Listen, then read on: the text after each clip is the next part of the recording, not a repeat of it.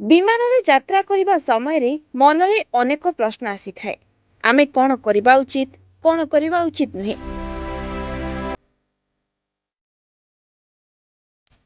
बेले बेले एक छोट भूल मध्य समस्या सृष्टि करिथाए।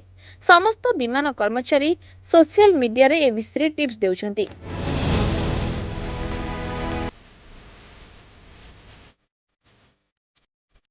तेरे किछि दिन पूर्वरु जणे क्रू सदस्य कहिथिले झरका उपरे मुंड रखी केबे भी सोइबा उचित नुहे।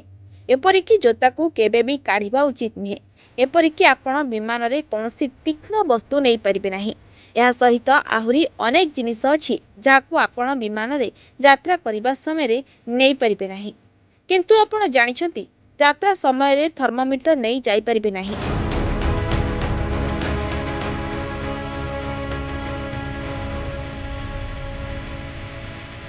ବର୍ତ୍ତମାନ ଆପଣ ଭାବିବେ ଯେ ବିମାନରେ ଥର୍ମୋମିଟର ନେଇ କ'ଣ ହେବ?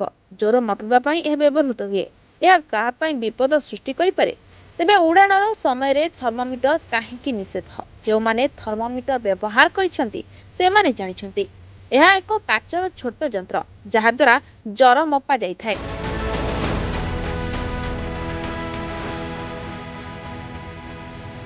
ତେବେ ଏହାକୁ ଯାତ୍ରା ସମୟରେ ନିଷିଦ୍ଧ କରିବାର କାରଣ ହେଉଛି ଏଥିରେ ଥିବା ପାରଦ। ପ୍ରକୃତରେ ଜ୍ୱରର ତାପମାତ୍ରା ମାପିବା ପାଇଁ ଏଥିରେ ପାରଦ ଥାଏ। ଏହା ମାଧ୍ୟମରେ ଜଣାପଡ଼ିଯାଏ ଯେ ଶରୀରରେ କେତେ ତାପମାତ୍ରାର ଜ୍ୱର ଅଛି। କିନ୍ତୁ ଏହି ପାରଦ କାରଣରୁ ବିମାନରେ ଥର୍ମୋମିଟର ନିଷେଧ ରହିଛି। ଥର୍ମୋମିଟରରେ ଥିବା ପାରଦ ବିମାନ ପାଇଁ ଅତ୍ୟନ୍ତ ବିପଦଜନକ ହୋଇଥାଏ। ପାରଦ ହେଉଛି ଏକ ଧାତୁ ଯାହା ତରଳ ଆକାରରେ ମିଳିଥାଏ। ଯଦି ଏହା ଆଲୁମିନିୟମ ସହିତ ମିଶିଯାଏ ତେବେ ଏହା ସମଗ୍ର ଆଲୁମିନିୟମକୁ ନଷ୍ଟ କରିଥାଏ।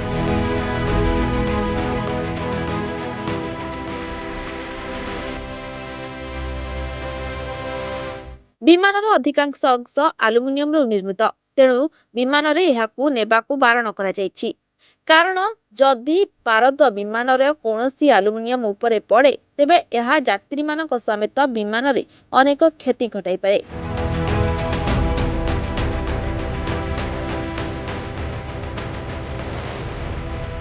ଯଦି ମନା କରିବା ପରେ ମଧ୍ୟ ଆପଣ ଏହାକୁ ନେଉଛନ୍ତି ତେବେ ସାବଧାନ ରୁହନ୍ତୁ।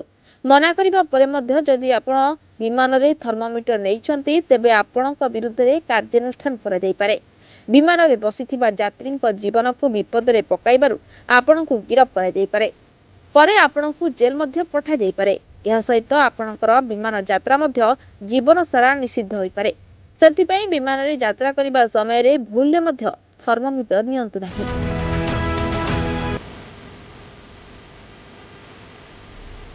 Bureau report reporters today.